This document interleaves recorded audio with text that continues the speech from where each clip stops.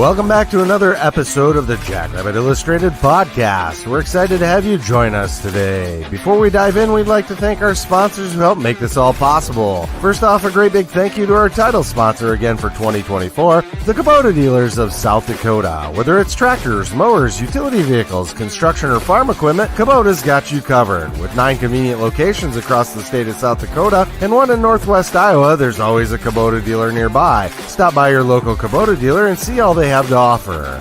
All A-Team shows are sponsored this year by Culver's of Brookings and Watertown, home of the Butterburger, fried cheese curds, signature root beer, and world-famous custard. Culver's, welcome to Delicious. Next, we would like to recognize the support of our other A-Team podcast sponsors. Cubby Sports Bar and Grill, the best sports bar in South Dakota and home to the Jimmy Rogers Radio Show. Northwestern Mutual Wealth Management. See them for all your retirement and life insurance needs. And the Jackrabbit Former Players Association. And now, here is the A-Team. And we are back on another Victory Sunday here. God, that's good to say. That is so much fun to keep saying that over and over and over again. We are damn lucky, Chad. Yes, we are. Yeah, we are excited for tonight's show. We have the one and only Kevin Marshall from FCS Nation Radio with us tonight. And we can now call this an inaugural event, or not inaugural, an annual event. Annual. Last year was the inaugural. So second annual. Kevin, how the heck are you? I'm doing very well. And I'm just very pleased that this season I got to feel what y'all felt on a Victory Sunday. You know, last year I didn't get to experience that. And this year I got to experience it 5 times.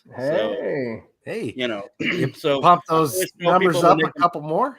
Right. I always tell people when they playoffs. complain about their team that walk a decade in my shoes and see how comfortable those are for you. But man, what an impressive win over Missouri State.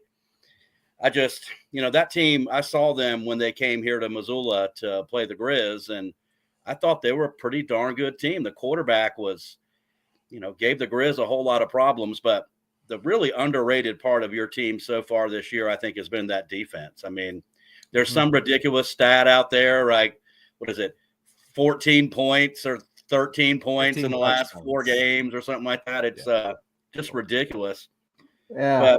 And all the comparisons early on, right? Well, we're not as good as last year. I've been following this subdivision for a long, long time. There weren't many teams. Like, I could count them on maybe and do that gesture you're not supposed to do. How many teams there were that were as good as the team y'all had last year.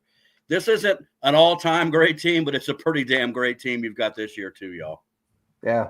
I think we realized that kind of early in the season, how special last year's team was. And even thinking back, everyone was comparing that to the 2012, 2013 NDSU team, the Marshall teams of old with Chant Pennington and Randy Moss. So, when you're in that type of rarefied air, you're pretty special. I saw those teams several times, Matt. Yeah. And I mean, I saw a game there where the Citadel held the ball running the wishbone for something like 25 minutes of the first half, and the score was Marshall 42 and the Citadel 28.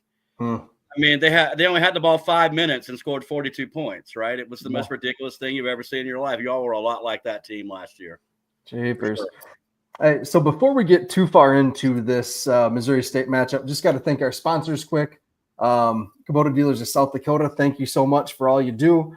And then, with winter coming up, everyone's getting ready around here, Kevin. I'm sure they are in Montana too.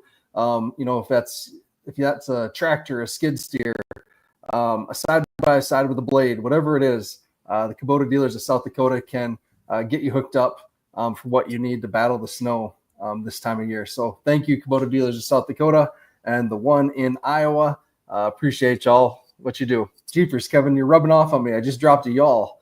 Wow. That didn't take long. Yeah, that didn't take long. Matt's hitting that SoCo tonight. Yeah, right. Next up, got to thank Culver's of Brookings and Watertown. Kevin, you were somewhere that just had a Culver's. What's your order when you go to Culver's?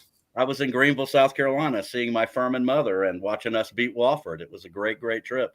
I got the double butter burger, add bacon, tots, and the root beer that they make specially there was pretty good. It's not my favorite kind of beer, but it certainly did the job on a 76-degree day there in Greenville, South Carolina. That's for sure.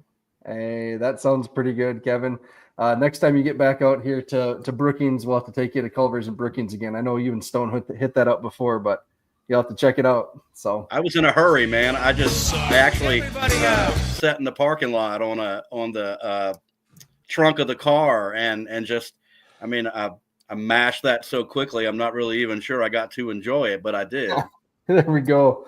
And Chad, what was that? What do you got for us? Still suck. The Bears still suck. The Bears still suck. The Bears still suck. They really suck. Still suck. I gotta get down to shut it off now. The Bears still suck. The Bears. All right. God damn it, it's so slow. That one, Is that a polka?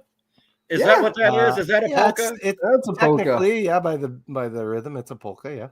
Yeah. Okay, And that well, one goes out to Ray and Deb Gronowski, our Bear fans that are likely listening somewhere. But today, the Bears escaped the Vikings. And yesterday, the Jackrabbits put down the Bears once and for all here in the FCS. So they're done. That game yesterday, you touched on a little bit, Kevin, the pressure that Jacob Clark was under basically the whole stinking game. I don't know how that guy has such good stats because that offensive line is awful. That makes it even more impressive, the yardage he put up this year, the completion percentage he had. We held him to under 50% completion percentage, and on the year he was in the mid-70s, I believe. I don't know how, because that offensive line was awful. It was like Awful. a sieve. Yeah. That's a lot of quick game, right? And now I'm speaking the language of my co-host Stone Lebanowitz. That's what Stone's going to have on his wedding night. He's going to be talking about quick game and skill players.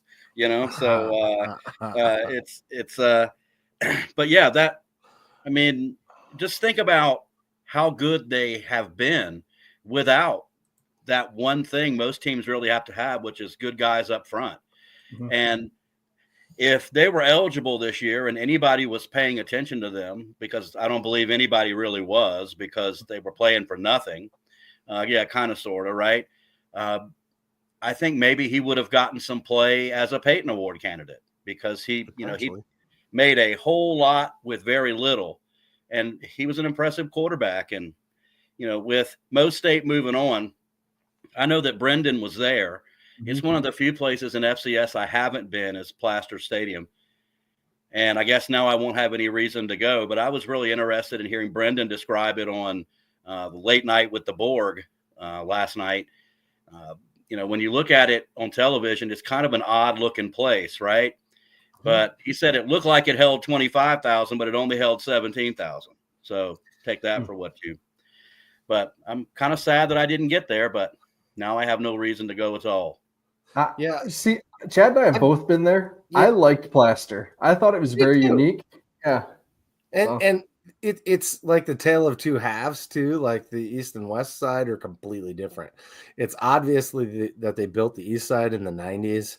It's just that it's got that look. I don't know how else to explain that, Matt, but it's a nice set of bleachers over there. They're kind of raised up. They had a tracker on it at one time, but they removed that, I think. And the old side, like Brendan pointed out, I think maybe he said that. I don't know if he said that in text to us or if he said that on the show, but they like just added more seats and they're kind of like sunk down and you're really close to the sidelines like the old Coughlin used to be, which was real nice. I'm guessing you never made it Coughlin. No. But yeah, I mean it's a cool looking, impressive structure on the west side, and it's nicer on the new side. And like Brendan pointed out that it kind of looked like a hog barn, a sale barn underneath, when you're going underneath. And that's true. It's got that real old school vibe, which I actually like, I like old school. So that's not a knock on it to me. It's kind of cool how they have all their concessions underneath. and instead of like most stadiums, they would face away from, the field. They're actually on the backside, and you walk like through a long corridor all the way underneath the stands. It's different, and it's cool though. And you said Hog Barn, right? I mean, I got no problem with that.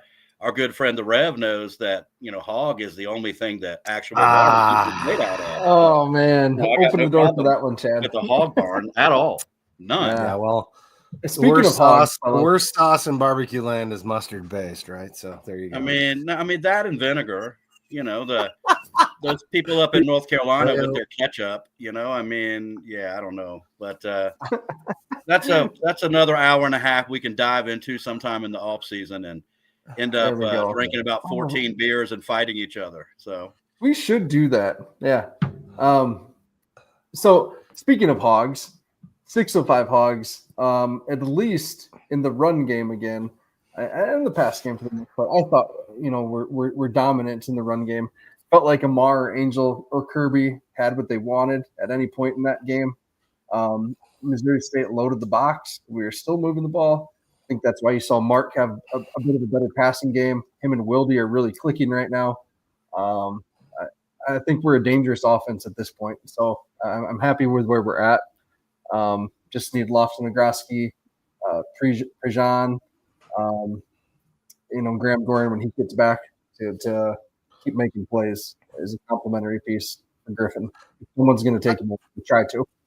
I think we were a few shoestring tackles away by safeties and linebackers coming back from getting a couple real big runs. I mean, there was a couple times our guys were tripped up by the ankles at 7-8 yards deep. So they were this close to breaking, because each time I was like, oh, there he goes. Oh, yep, they got him by the ankles, So yeah, I mean, our running backs had a hell of a day. Yeah. Only other guys, we want to get moving here with Kevin, go through the bracket. That's why he's here. But just, want to shout out some individual efforts on defense. Adam Bach was terrific. Caleb Francel was terrific. And Tucker Large was terrific. Those three, just ridiculous. And you can't forget anybody that is a strip sack. So Jared DePriest gets a mention for me. And Hawthorne was playing a lot too, and he got a sack, and he looked great. So shout out to has grown, man. Gangs. Yeah, dude, he's getting good. Is there any truth to that rumor that Bach wanted to dip out early in the game last week because he heard that Labanowitz was looking for him? Yeah.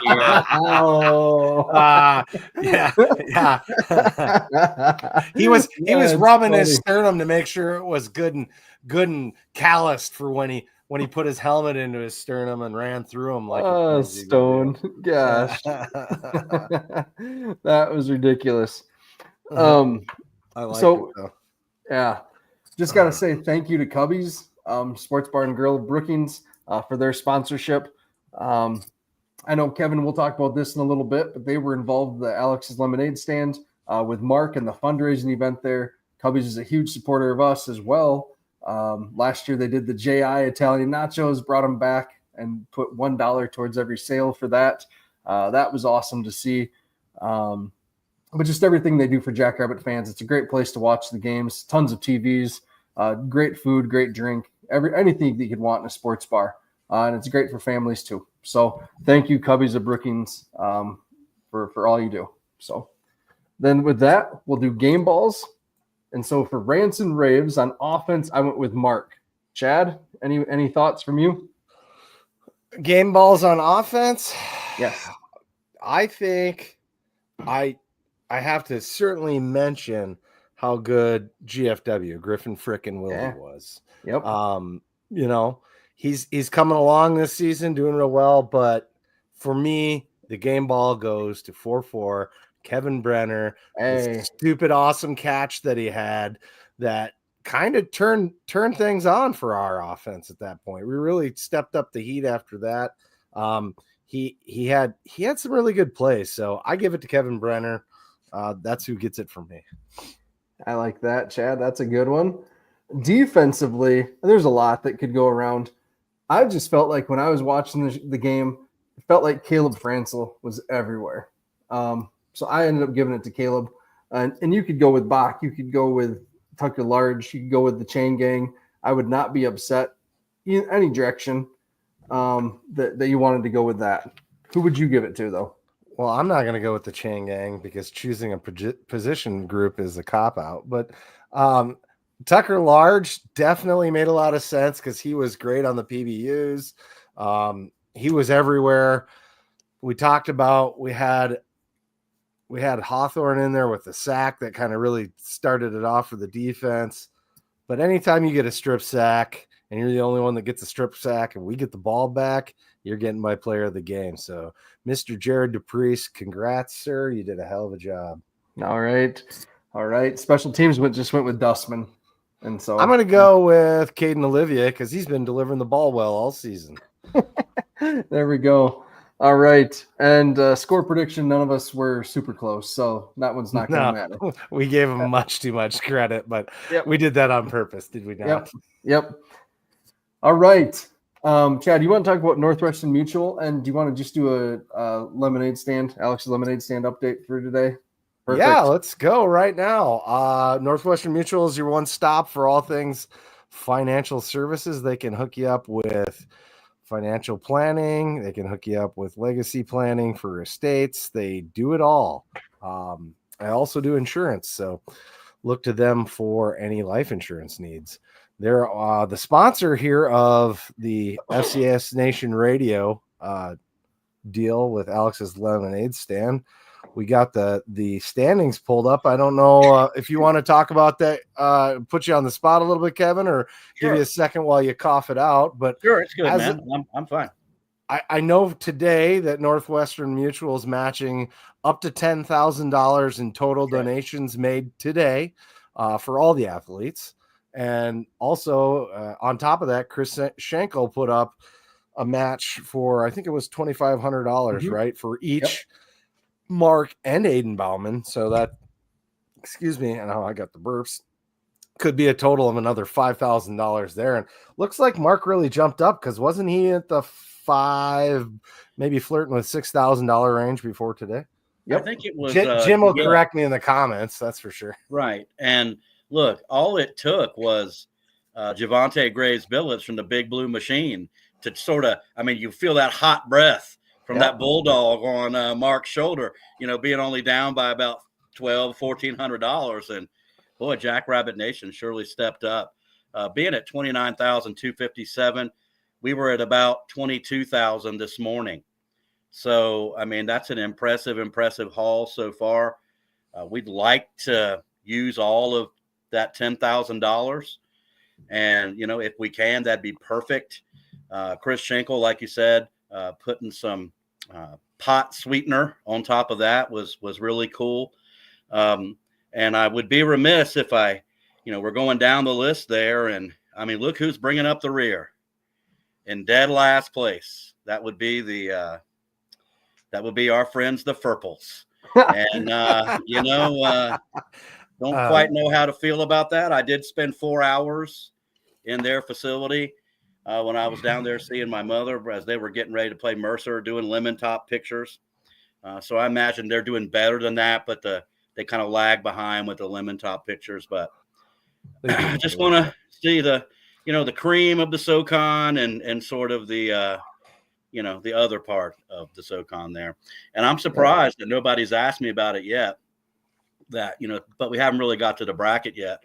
And I was self-flagellating out there earlier with the with only one SoCon team in there this year. But, it is what it is. And you just got to learn not to drop those bad games like we did, 6-7 years ago, eight years ago, I guess, really. Yeah. And, we just have to add, 7 more teams to our league so we can do what the CAA does. So no doubt. What a joke. The CAA has really become a joke since JMU left, but that's a good segue, Kevin, for our first game there. We brought you in as our national expert here just to kind of look at the games like we did last year. You provide such a good overview of some of these teams and your interaction and following of them throughout the year, where Chad and I tend to focus more on the Valley.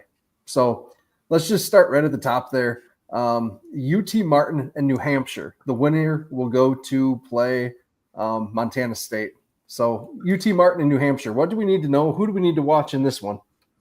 UT Martin has a defensive line that is really, really good. It's kept them in a lot of football games. The back part of their secondary is a little suspect, but they can get to the quarterback with 4 guys. And that has really separated them this year in a conference where there aren't but maybe 1 or 2 more teams that have guys up front like they do. The defensive line coach is Rudy Griffin, who's a friend of mine. We went to the Citadel together, and Rudy played 3 years at the Citadel and then transferred to Alabama and won a national championship. So, that he's a pretty darn good football player, Rudy was. But he's a hell of a coach, too. He was at Northern Arizona the last few years before that staff got fired. But New Hampshire is a typical CAA team in that they are big up front. Most CAA teams are. And whether those guys are very athletic or not is what really is the cream of the crop for a CAA team, if they are good or if they're not. They're all big, but can they play is the question. New Hampshire was really under the radar most of the season. Most of the attention went rightfully to Richmond and to Villanova, and as of late, Rhode Island and Stony Brook. But New Hampshire was kind of waiting there in the weeds for one of those teams to kind of slip up, and they did. And New Hampshire was able to claim that spot in the playoffs. That'll be a very interesting game. I don't think either of those 2 squads will present too much of a problem to Montana State, mostly because Montana State, they've already shown they have a lot of depth this year, which was a problem for them in the past. They're playing a lot of their second guys now on the defense, and they're rotating in guys who were 3rd on the depth chart in fall camp and coming into the season. So they've got a lot of experience now too. So it's kind of like that point in the year where nobody's a freshman anymore, right? Well, nobody is a 3rd team guy anymore. Everybody's pretty much playing. So I would expect Montana State to move on from there relatively easily, but that's why you play the games, right? I mean, the ball doesn't always bounce your way. Sometimes it bounces your way the entire season. Look at what Mercer has done. I mean, so we'll get to them in a little bit, but sometimes the ball doesn't bounce your way. They could give Montana State a game, but some things would have to go their way for both of them to come out of Bozeman with a victory. A lot of things would have to go their way. Yeah, you may bring up a really good point with the CAA offensive lines. That's something I've noticed about Delaware and New Hampshire and even Villanova in some ways when we've played them in the past. They bring out these massive offensive lines, but man, they just can't move. And some of our defensive line's best games have happened because of those CAA offensive lines. So that's going to be interesting. The New Hampshire, I just don't know much about their defense. You think Montana State's going to be able to just run through them potentially if that's the matchup? Yeah, they haven't seen a team like Montana State. There aren't a lot of teams that have, to be frank with you. No. They basically run what is an old school triple option attack out of the shotgun. A lot of the same principles. And like we've discussed on our show, and I know y'all have touched on it a little bit too, the first 7 or 8 weeks of the season, Montana State really limited what Tommy Mellott was doing running the football because they knew that if he got hurt, that the backup is not Sean Chambers this year, right? A guy who does a lot of the same things that Mellott could do and was maybe a little bit better passer. The backup this year is a great big old like prototypical drop back passer guy. So, if Mellott was to go down, their season was going to be in the toilet with quickness. So, they really, you could tell that it was still in there, but they weren't really unleashing that. And they have the last couple of weeks, and you've seen what their whole offense looks like, and it's been impressive. But we all know this time of the year that, a great defense is going to be an advantage in these playoffs. It always is, a defense and a running game. Well, Montana State seems to have both of those, but it's really interesting to me that they've been able to replace offensive linemen at the rate that they have had to and have been able to. So, that's a very, very good Montana State team. People will say, well, how do we know? They haven't really played, a schedule that is comparable to others. But, I mean, when they handled UC Davis the way they did up until the last 5 minutes of that football game, that showed me a lot. And I think this Montana State team is a team that can hoist that trophy in Frisco. I really believe that. And I don't know if they will, but it's not inconceivable. Yeah. All right. Move on to the next game. Lehigh. Oh, sorry, Chad. No, I was just going to say about the Montana State comment. I did kind of run the averages of how total defense and total offense of the opponents averaged out for the top 4 seeds. And definitely Montana State has the edge on total offenses, but they're quite a ways back on the total defense average of opponents. So it's kind of interesting, fun thing. Yeah. Anyway. Yeah. Next up, we have Lehigh versus Richmond, winner facing Idaho. And Lehigh this year took the Patriot League, took it from Holy Cross, who'd been dominant there recently, with all of their graduations and Bob Chesney moving on and stuff. That kind of left Holy Cross a bit down this year. Not terrible. But Richmond versus Lehigh. Richmond should take this one, right, Kev? Yes, I think so. Richmond's won 10 games in a row. Right. So, I mean, that's not easy to do. And y'all know that. And Lehigh, they're more of what you would see out of the Patriot League when it wasn't Holy Cross winning it. Right. Holy Cross did not look like a Patriot League team. No. When they got off the bus there in Brookings, South Dakota, you're like, this does not look like Bucknell. Right. Yep. You know, it just didn't. But Lehigh is more of your prototypical what you expect out of a Patriot League team. Now, they do have some speed on the outside. They have some skill guys who are pretty darn good. But I believe that Richmond should be able to lock those guys up. The Richmond quarterback has been, well, they don't ask him to do a whole lot. They have a good running game. The defense has been pretty darn good. And Richmond reminds me a lot of the way Furman played football last year. They were a really, really good team, but they never really blew people out. They would win 28-14. And you're like, wow, you should have beat that team a lot worse than that. But then they won a lot of games 28-14, right? That was just the way that they played. And Richmond has a lot of that. Richmond is a team that I think probably should not be playing this first weekend. You know, when you talk about who got seeded, I would have flipped those around, but, you know, they don't ask me. So I think Richmond is a team that deserved a bye. They won the CAA. They beat Delaware, and they beat Delaware when Delaware still had one of their top 3 quarterbacks, which that was a problem for the Blue Hens this year. And Richmond is a team that's going to give some people some problems. That Lehigh team is probably a 30-17 type ball game, something like that. And people will say, wow, you beat the Patriot League champion 30-17. That's not all that impressive. But then you'll come back to this and go, wow, they beat a lot of people 30-17. So that's just the type of ball game I expect there. Sure. So the Kibbe Dome is going to be rocking between Idaho and Richmond, likely, is what I'm hearing. Yes. And so when I'm weighing where I might go, right, on that second weekend, there's like one fewer pass to go to Kibbe Dome than there is to go to Bozeman, right? Even though Idaho is a little further. But I'm thinking that I might go over there if the weather isn't bad. But if it's bad, I'll just stay home. But I like that environment over there. It's those people care about football, and you can tell. And that sentiment of, well, we're FCS, we're not FBS anymore, that's kind of gone by the wayside with some success. Mm-hmm. When they were failing in FCS the same way they were in FBS, I got it. But it's amazing the job Jason Eck has done there in a short time. I know that he has a special place in the hearts of Jackrabbit fans. I mean, and, you know, sometimes you would go, wow, why did you do that, Coach Eck? Why are we running a quadruple pass, right? Yep. Or whatever it is. But, I mean, but I tweeted this out during the Idaho game last week. You can't call them gimmick plays when you run several of them every week. Right. It's not a gimmick. That's just what you do. Part of your offense. Right. Right. Yeah. Right. But we know that guy wants to line up and run it right at you too. So right. I just been very impressed with the job Jason Eck has done out there for the Vandals. Yep. It's kind of interesting to take a seat back and know that the top 4 seeds all have coaches from the NDSU, SDSU lineage. Kind of know what to expect. spurring their growth and success. So Yeah.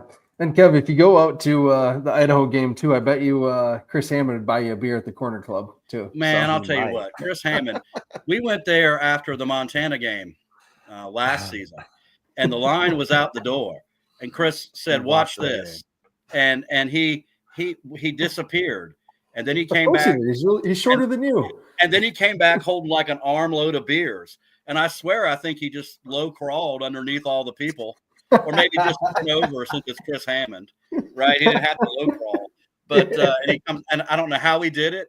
I have no idea, but I'm not going to lie and say it wasn't one of the more impressive things I've ever seen from a diminutive gentleman in my life. So there we go. That's awesome. All right, next game. SEMO is hosting number 12 Illinois State. And the winner Adam will take Harm's on making Misty fun of my Davis. lamp. Yeah. Adam Harm's making fun of my lamp, man. That lamp's got buffalo and it's got arrowheads on it. That's a Montana lamp, Adam. You don't know what that is, dude. Yeah. SEMO is. I think he's talking about he can't see your face because it's. Well, that might be by design. Lit. You know, people don't move to small town Montana just on their own because they love FCS and want to show. They usually do it because they want to wear hoodies and send letters. That and I may packages. be in the witness protection program. One never knows. Oh gosh. Yes, Kyle, we will. Kyle, of course. Yes, of course. That's why we're here. All right.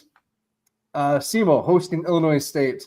As you've all probably heard, Illinois State, their campus is hosting the Illinois State Championships for football.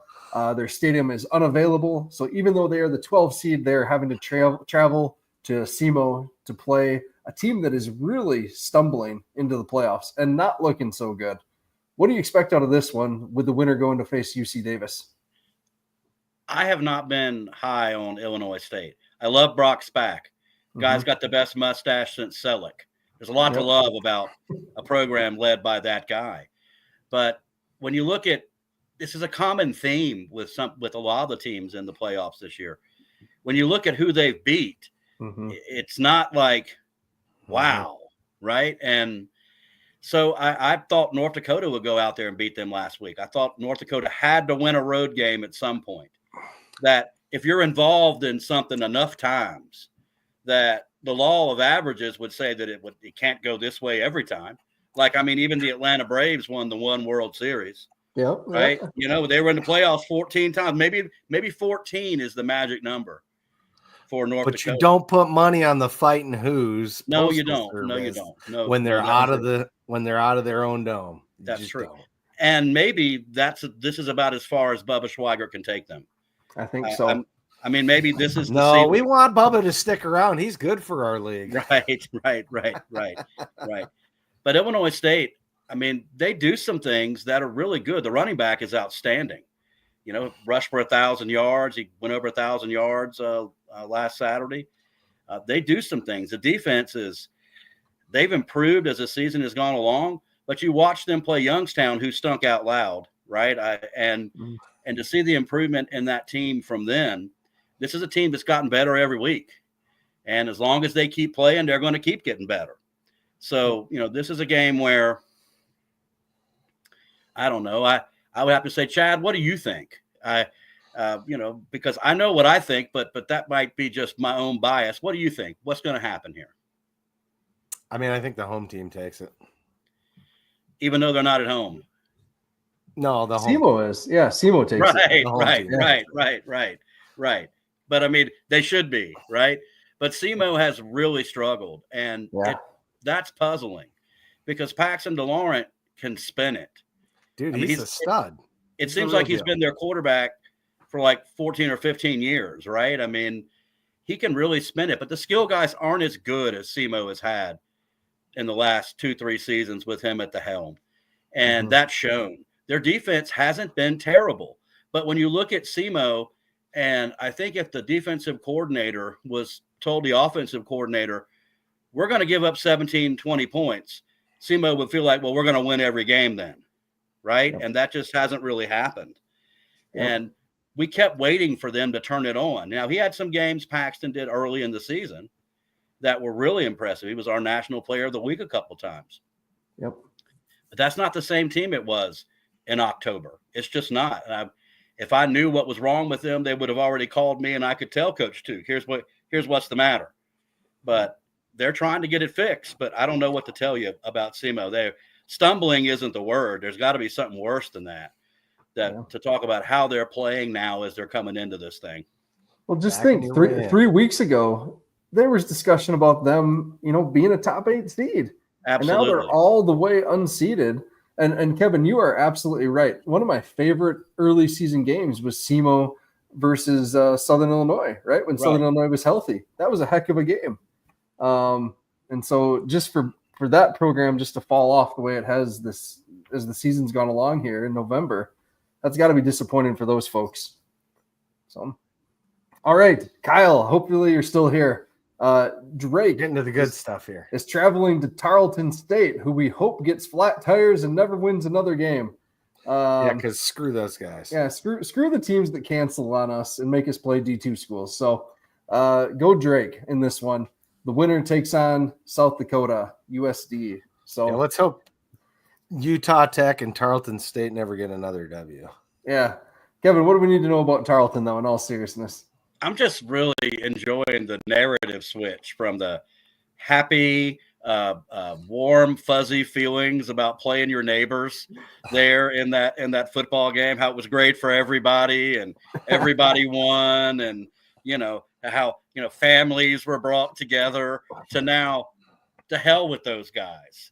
We didn't want to play them anyway. But I mean, we made the best out of a bad situation, Kevin. Let's be honest. If we play another D1 team, like we should have, we don't know. Utah Tech, we don't know, but we have a better shot at that 2 seed than we did playing Augustana, right? Yes, I mean, we have more of an argument.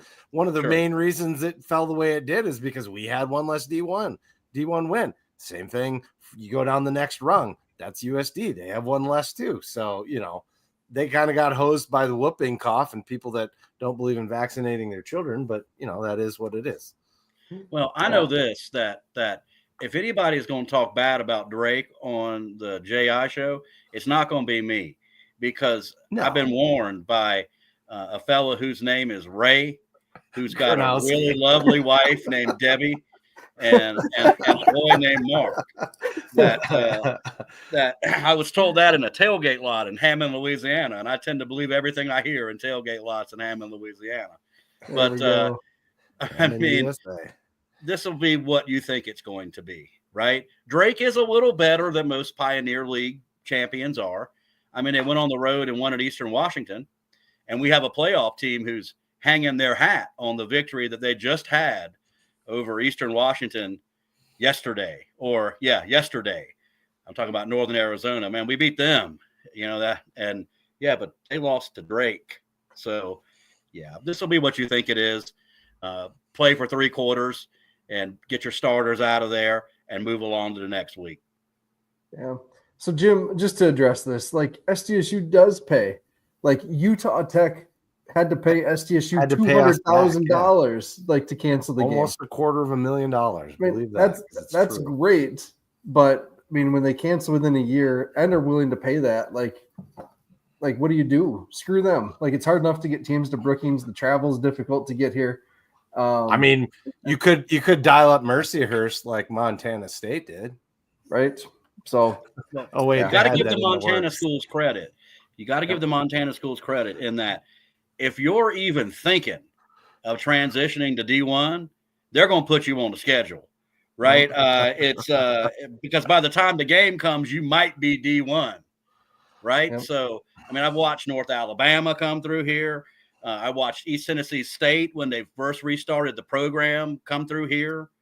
It's give them credit. They I don't know what the AD does. He must have a red phone in his office, that thinking about D1, thinking about D1, and he's put him on the schedule then. So, but that's just kind of how that goes down.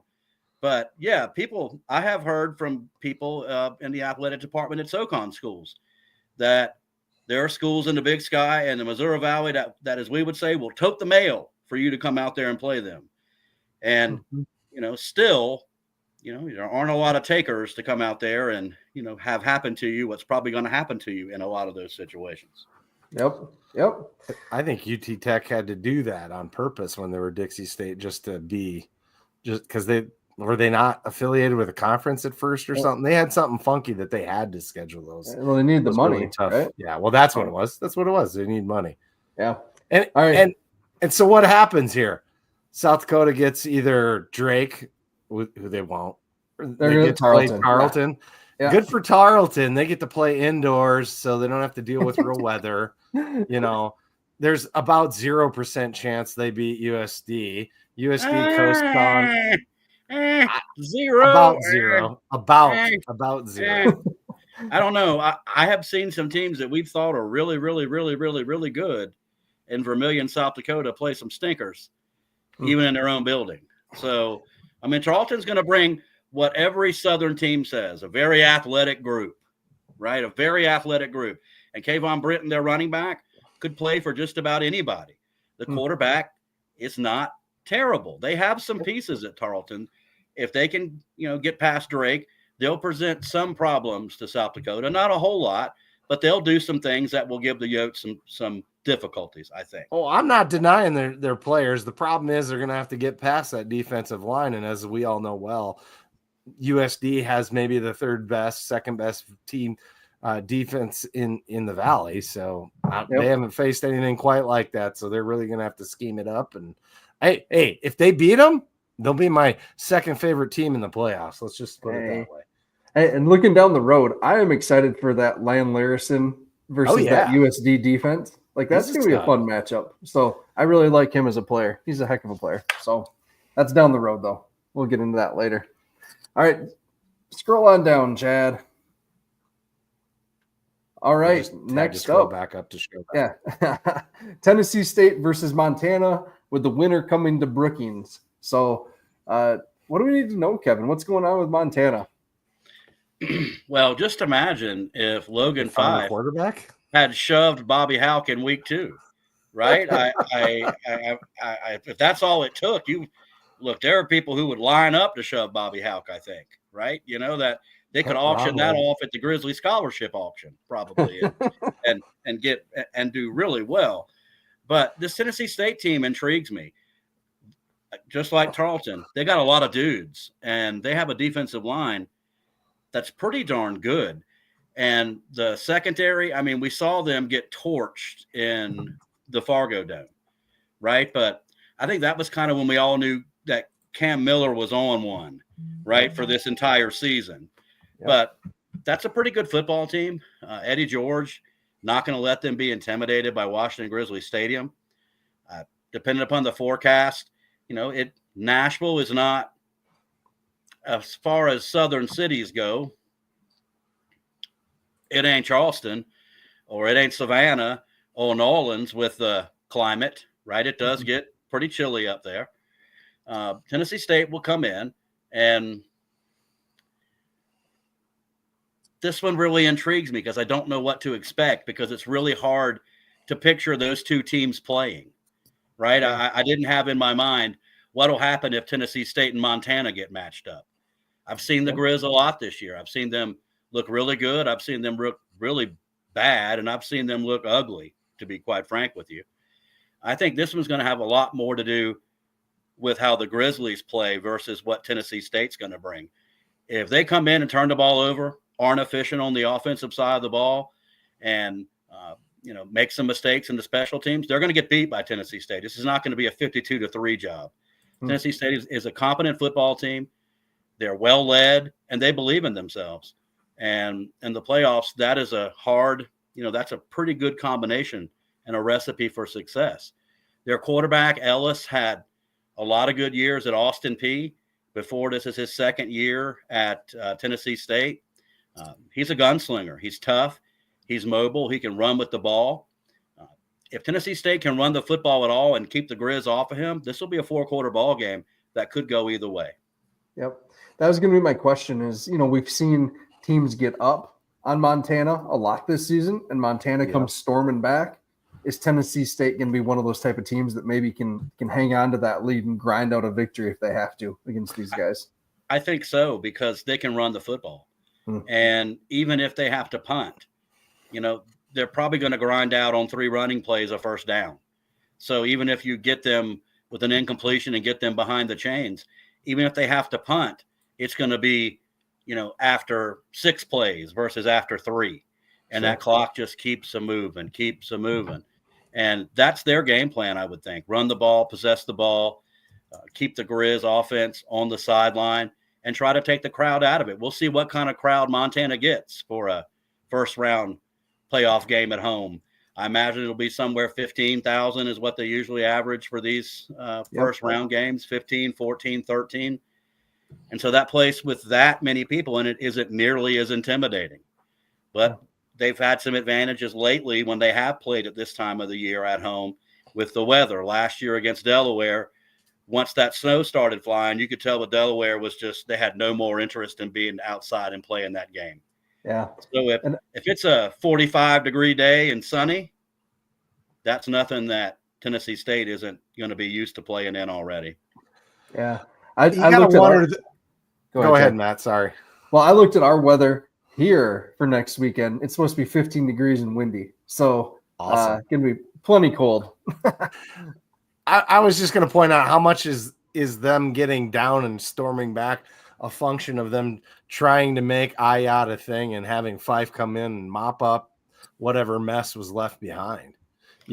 I mean, it seemed early in the year that he was the better quarterback, and for some reason, I don't know if he's got pictures of Houck with a co-ed or something, but they kept putting him in and running him first. And I'm not saying he's not a good athlete. It just appears that Fife is the better candidate there. And it seems like you said, that they settled in on that. But look at how they ended up playing against the Grizzlies. I mean, based off that result, when they come to South Dakota State, Jimmy Rogers, I hope you remember what happened when you were out in Montana, because we owe them some points.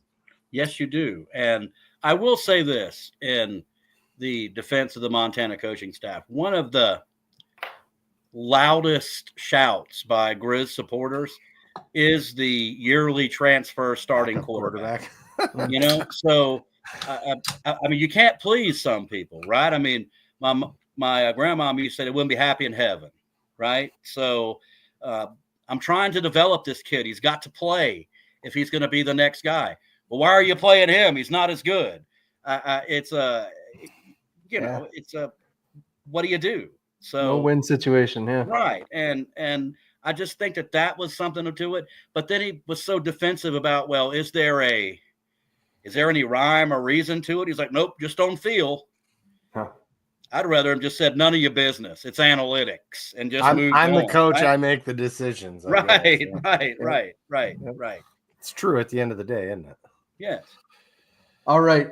So, like I said, these two will be coming to SDSU the second round there. 1:00 kickoff in Brookings. Tickets are available now. Lots of $10 tickets. So, I mean, it's awesome. Awesome promotion to get butts in the seats. And then students, if you're listening, free admissions for you. Barry Dunn, President Dunn, is covering your ticket cost. So that's awesome. So no excuse on that front. Get there. On the other side there, we have Eastern Kentucky at Villanova, and the winner will go on to meet Incarnate Word, who we saw earlier this season. Eastern Kentucky, kind of a new kid on the block here, at least in our eyes for these playoffs. What do we need to know about that matchup, Kevin? That's a proud program. Yeah. Eastern Kentucky was, and this is no put down to y'all, but they were in 1AA playoffs when y'all were D2, right? Yep. So I mean, this is a proud program. Roy Kidd led that program to a lot of lofty heights, and they fell on some hard times. I mean, the head coach Walt Wells almost died last year.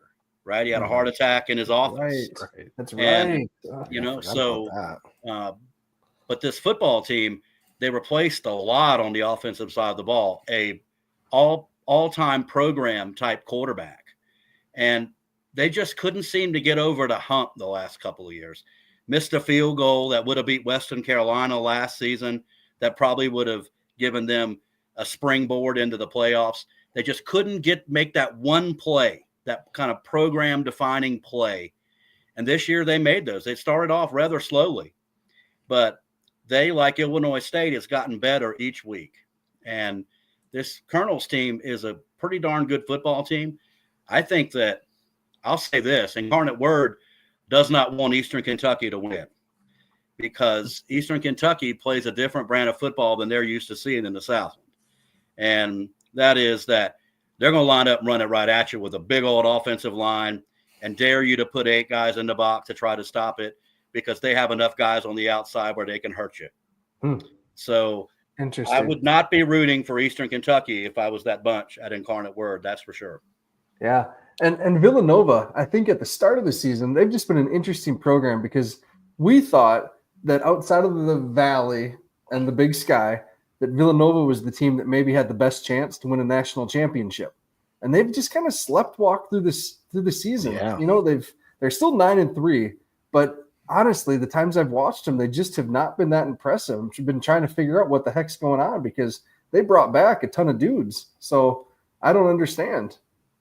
Towson missed 4 field goals that would have, like 4 game-winning field goals against Villanova, right?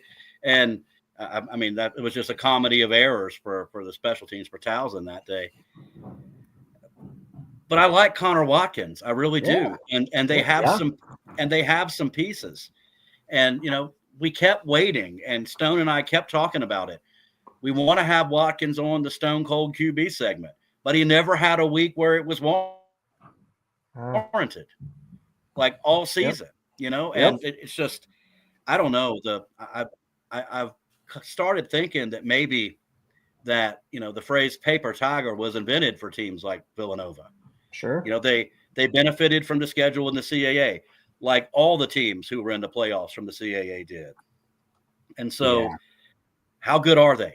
Well, and then when you think back to last season and that playoff game against y'all, how much did that wind and that affect everybody? That could a bad team have come in there and had been competitive that day because of the conditions? That's maybe. very true. Maybe. Yeah. Potentially. So, but I don't blame you or me or Labanowitz or the B team guys for thinking that, because, you know, there were very few teams that stood up to you last season, right? And Villanova was one of them. And so I kind of had the same thoughts y'all did coming into the season, but they just haven't looked like a team that should be ranked in the top 10 like they were most of the season. There was nothing about their play on the field that screamed top 10 team to me. Yep. Big win a month ago over New Hampshire, right? A 14-6 win. But that's probably their marquee win on the season. Beat And that Delaware, wasn't a I guess, big win at the ago. time. And that wasn't a big win at the time, right? I mean, New Hampshire has come on as of late, right? That wasn't a big win at the time. Sure. And it was just somebody who they were supposed to beat. And you looked at it and you went, well, they won 14-6. Real offensive juggernaut. That. Yeah. Right. Well, sometimes you have 2 really good defenses, and True. you know, like the marker game. So I know that wasn't the case, but just because the offense doesn't score a lot. Anyway. Yeah, nobody was thinking that was like the marker game, guys. Yeah, So that's I true. mean, That's fair. nobody was gonna mistake the New Hampshire Villanova game for the marker game. I promise you that. All right. So next up, Rhode Island versus Central Connecticut State. Duquesne really choked this week and lost to Central Connecticut, and now we're left here. Rhode Island finally put together a pretty good season. We've thought Rhode Island, I think the last, I don't know, half dozen years was on the verge or something, and then they would have one of those games where they trip up and they kind of snowballed and they'd end up missing the playoffs. This year they finished 10-2. You know, pretty balanced team. So I'm thinking Rhode Island's going to move on and face Mercer, right? I think we can all kind of think that. What do we need to know about Rhode Island, Kevin? Well, I don't know about y'all, but if somebody had already hoisted the trophy for conference champions and they beat the team that you didn't beat, and the conference came to you and said, hey, we're going to give you a trophy too. I don't know, man. You know, that would kind of rub me the wrong way, right? But this Rhode Island team won't have any problems with Central Connecticut State. We see these games between CAA teams and NEC teams just about every year in the non-conference, because so we kind of know what to expect here. But poor Duquesne, I mean, they had the look of maybe a team that was so not prototypical of their conference that they were almost Holy Cross-like, right? That they had, but then, football's a funny game. You got to play every team and play every opponent, and Central Connecticut State was better than them yesterday, right? I mean, if they play 10 times, I bet Duquesne wins 9, right? But on that Saturday, they didn't. And it's got to really stink for them, because I think that Duquesne team is a team that would have had a shot to be one of the smaller conferences to maybe win a game in the playoffs. So Duquesne and Rhode Island would have been a much more entertaining game than Central Connecticut State and Rhode Island's going to be. Yep. And in defense here, Rhode Island's not playing great here to end the season. They lost to Delaware. They did not look good against Albany, only winning by 3 points on that one. And then they were down for much of the game against Bryant and ended up winning by 14. But, I mean, they're not playing their best ball coming into the playoffs like they were maybe mid-season. I know this. There's not anybody in this country who's lining up to play Monmouth right now, right? Yeah, I mean, you talk about teams that have stumbled into the playoffs and teams who found themselves the last weekend of September and have been good towards the end. I mean, that Monmouth team nobody wants to play them right now. But you know what? Turn-in day for Monmouth is tomorrow. They dug themselves too big of a hole. Yep, that's good. Turn in your stuff. We'll see you in the spring, right? Yep. Hey, one question on Mercer, Kev, before we move on. How did they rebuild on the fly this year when they lost so much to the portal and to graduation last year and a new head coach, right? Right. Mercer did some things. And look, it's an interesting school, right? The facilities are all there, right? You go into Mercer and you go into some other SoCon schools, and it's like night and day. Everything is new there because they're a new program in the scheme of things with others in that old league, right? Yep. And Mike Jacobs came in, and it's funny because the new head coaches in the SoCon had 2 really different ideas on how to take over a program. Trey Lamb takes over East Tennessee State, and anybody who wasn't probably going to start for him when he looked at their film, well, they went and played elsewhere this season, and he brought a whole bunch of guys from Gardner-Webb with him where he was at before. Yes, he did. Yep. And Mike Jacobs didn't do that. Of course, it's easier to do that when you're going D1 to D1 versus going from Lenore-Rhine to Mercer, right? Right, sure. But Mercer was able to do some very good things in the transfer portal, and I think that they were also able to that a lot of these kids committed to Mercer and not to the former head coach. The true freshman quarterback who has played a lot this year, this is a guy who, if they can keep him, which is a thing we have at this level, right? A problem we have at this level.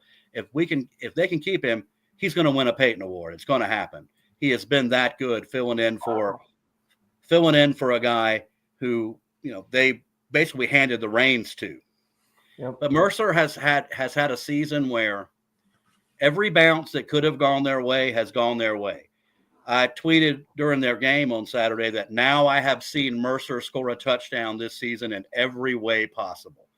Whenever they have needed something to happen for them, it has happened except for the first 6 minutes at Sanford. That's it.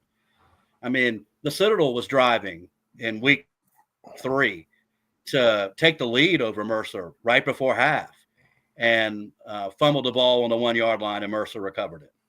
So I think when they've needed that, those things have happened. And to have a special kind of a season, sometimes all of those things happen. In other years, you can't get a turnover for nothing, right? Yep. But that's what Mercer's done. They have a lot of good athletes, and they've taken advantage of every sliver of an opportunity that's been given to them. And good teams do that. Yep. All right, our final game to talk about, Northern Arizona versus Abilene Christian. both 8-4. Kind of an interesting game here. What do we need to know about these two? Abilene Christian's quarterback can really spin it. So can Northern Arizona. I expect this one. This one has shootout written all over it, which means it'll be 17-16, right? And so that's just kind of just a tendency. Those things have a tendency to happen. But I just think about our good friend the Rev, and man, if they could have found a way to win an ugly game against Incarnate Word 2 weeks ago, and then same type of ball game was Abilene Christian on Saturday. Yep. What would we be talking about right now? But this team the offense has really been there, but as the season's gone along, I don't know whether the opponents have gotten better or whether people have just schemed them better. But, they're not throwing for 450 anymore, right? Sure. And, they're going to need that passing game to be there. And Northern Arizona, they pulled out everything last week. Flea flickers against Eastern Washington.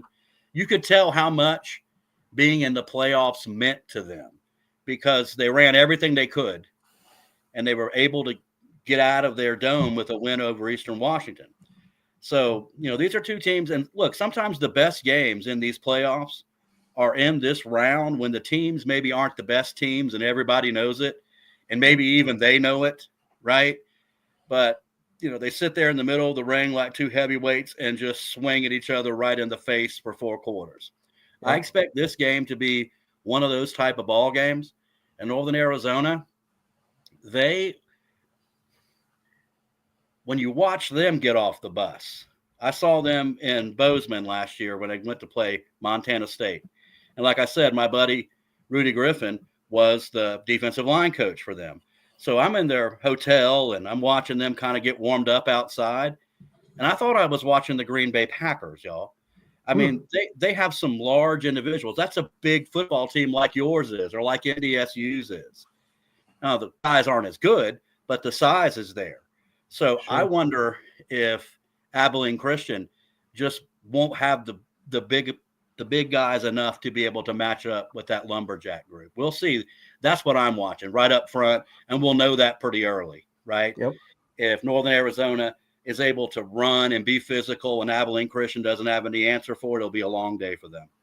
Yep. I think this is going to be a repeat of this last week. The Jacks win, the Jacks win, the Jacks win. And I look for the Northern Arizona Lumberjacks to be going up north to the Fargo Dome, but they're used to domes, right? The only thing is, I think they're used to a little more elevation than they're going to get in Fargo. And also, I don't know, man, Arizona and peyote and stuff like that. I mean, you don't even have to take anything to think you're tripping in the Sky Dome. Yeah, I mean, you just look up and you're like, wow, man, football is cool. Does either team have a chance against NDSU and stopping that offense? No. All right. Well, thank you, Kevin, for going through the bracket with us. Last year we did some Kevin-isms that were really popular that got people fired up, excited. This year we picked out some different Southern idioms for you.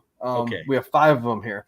And so just whatever you think here, and if you want to explain it, you can. You don't have to. Okay. All right. So here we go. The first one I found. Which team is going to knock their opponents into the middle of next week, looking both ways to Sunday? I mean, that wasn't very well delivered, Matt. I'm not sure I would have put those together, right? But I would think that would have to be who's playing Drake and Central Connecticut State again, right? I'd be those. It'd be those two. Sorry, Ray, Debbie. Sorry about that. Sorry. All right. Bless my own heart to keep that. Bless my own heart. Bless your own heart there. Okay, so this one's kind of mean now that I think about it. I shouldn't have said this one for you. But which at-large team is as worthless as gum on a boot heel?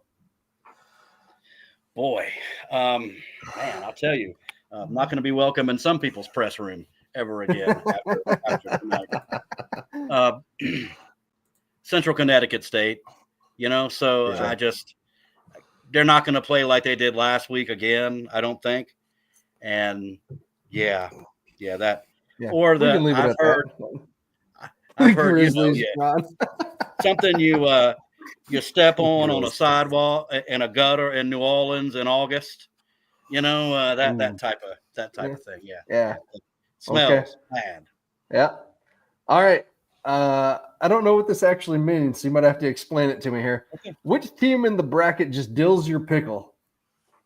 I mean, that would be the South Dakota State Jackrabbits, man. Hey, there we go. I mean that. Know your audience, I guess. Just think of the connotation, man. That dills my pickle, There we So go. you gotta, yeah. I mean, what have I always said? That distinguished citizen of the state of North Carolina says that to be the man, you got to beat the man. Well, Yep. Until somebody does in the playoffs, y'all were the man. Yeah, so you like that matchup going forward this year. I know a lot of us said, at least on the JI team, that we thought this was the year where we lose one in the Fargo Dome. Excuse me, and much like they did to us for years and years, get them in the playoffs. What's your thoughts on that? I mean, that would be just like the balancing out of the yin and the yang, the Tai and the Chi, the rebel and the yell. That would be all of those things. Of course. So I could see that, and y'all could just give them the good old what for, right? Nice rock. We'll take the ring, right? There So we go. We've heard that for far too long. So. But turnabout being fair play and all, There you go. what would y'all rather have? And if the answer can't be both. Well, we know it's not the rock versus the ring for sure. I mean, there you go. All right, Matt. All right. So we got 2 questions. This is about the whole bracket when we're thinking about the bracket here. So who should be grinning like a possum eating a sweet potato about their draw in the bracket? Well, I would think that would have to be Incarnate Word myself, right? I mean, you look at, the 6th seed and look at the 7th seed and what they would have to go through, right? So I would think Incarnate Word would look at this thing and go, wow, it's set up for us pretty nicely. And everybody else is going to have a dogfight, man. And so will Incarnate Word. Every one of these teams is pretty good. There are some great teams in this, but every team that's not from the NEC or the Pioneer League are here for a reason, right? And I got asked on another show, I think it was in Vegas. They only have me and run our show there because degenerate gamblers can bet on the games. It's not my winning personality that leads ESPN Las Vegas to run our show. It's that there's 60 more games guys who shake when they're not betting can bet on every Saturday. I just think that is there's a reason why these teams were on the bubble. He said, which one of them is dangerous? And I said, well, really none of them, or they wouldn't be there, right? Yeah, I saw it. That was good. Yeah. All right, final question for you, and this is a fan favorite. What team should be redder than the Devil's Dangler about their draw in the bracket? In the first round? No, just draw the whole path. Yeah, the whole. I look at Montana State and I think, that is a squad that I would really have liked for them to maybe play Montana again, right? I would really, really enjoy that. But, I really think Idaho has a shot to make some noise, y'all. And I know that some people are going to disagree with me on that, and that's fine. But I don't really think it matters all that much who's on the other side of them. I like Idaho's chances to go further than some people think they're going to go. And that was one of the teams I probably would have flip-flopped, right, in the seeding if I was the committee and gave them, maybe the 6th seed and maybe put Incarnate Word at 8, right? If Mhm. I was going to seed Incarnate Word at all. But I really like Idaho in this whole thing, not to win the championship, but to be a team that we're going to look back and talk about in Frisco going, that squad was dangerous. They did some things. And I'll tell you one reason why I think that is that by sheer necessity, they've had to develop depth at quarterback. Mhm. By sheer necessity. There are a lot of teams in this bracket that if their starting quarterback goes down, they're in a heap of trouble, right? Yeah. And Half of them at Idaho's, least. half of them at least. And Idaho is in a situation where if Jack Lane gets hurt, well, the guy they bring in has at least played some meaningful snaps, and isn't going to vomit on the turf by having to be out there. So I like the Vandals, and I think that Idaho is going to be somebody we're going to talk about in Frisco going, that was a better team than people thought they were. I agree with you, Kevin. Idaho is kind of my dark horse too, because I mean, just look what they did the first game of the year, right? Right. And the fact that Jack Lane ended up out of that game might have been the difference maker. They dang near could have beat them, or dang near did beat them. And are they gonna? That team's gonna be in the playoffs, right? Like, Right. that's nothing to sneeze at. That's a salty Oregon team that they gave everything they could have wanted to. I mean, Yeah, one of their Oregon best games of the year. was not laying down and just No. letting them have No. it. They were giving them everything they had, and they were coming up short quite often. So, And there'll be some people who will get this reference and some people who won't because y'all are too young. But if they do have to play Jack Wagner, well, that might be all I need to get by, So y'all got no idea. Hit your Google when the show's over. Jack Wagner, all I need, and you'll understand why I said that. Sounds good. I will Somebody do in the that. comments is going to know what I'm talking about. I maybe hope. Jim Popper. We always That rely seems on like a Jim or a Seth thing. Yeah.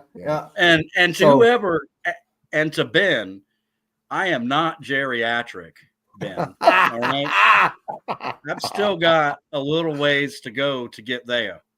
So I don't know. I'd take Ben over you in a wrestling match. Well, of course. I mean, the guy has no shame. He showed up to Frisco in a hot dog suit, man. You don't wrestle a guy like that. You don't wrestle a guy who's got no shame. He lost a bet. That's why that happened. Well, you know what? I think he would have done it anyway. Maybe. But maybe. I mean, Yeah. but I better be careful considering that I'm talking about the future mayor. So I gotta be careful. I don't want to end up in a van, with a black bag over my head. Oh, that's awesome. Unknown. Oh man. Well, Kevin, thank you so much for giving for us having your me, insight tonight. Man, this was awesome again. Hopefully we can continue to make this an annual tradition because what you bring to the table and your knowledge is really awesome. The show that you and Stone do every week, we love to give Stone shit and banter back and forth with him as we have since he was a player. But you guys do some of the best work out there. So thanks for all you do for this level of football. I appreciate that a lot, Matt. And I'm envious of y'all and other people who do what y'all do. Stone and I we are slaves to a show clock because it's a radio show. I can't sit down. The things that we talk about on the phone during the week are way better than what we send to 80 stations across the country every week. It just is. But, we got to cover it all, like we say, and we, can't cover it in the depth that we'd like to. But it's really cool that y'all are able to do what you do and, go into depth and, talk about things that aren't just bang, bang, boom, you're done, move on to the next one.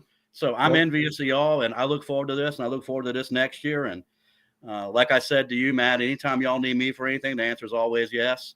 Hey. And just a reminder to everybody again, until midnight tonight, if you go to FCSNationRadio.com, Alex's Lemonade Stand, top right-hand corner, find Mark Ranowski, or if you're just a random FCS person who stumbled across this, whoever you want to donate to, matching funds double for anybody who's not in the Shinkle network and triple for them.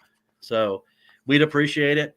1 hour of research is $50 for pediatric cancer.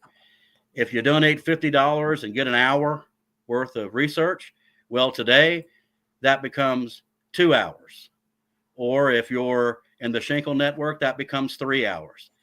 And our goal through doing this is to end childhood cancer in our time. It not be something that we talk about, our kids talk about 15, 20 years from now, 30 years from now. We want to end it in our time.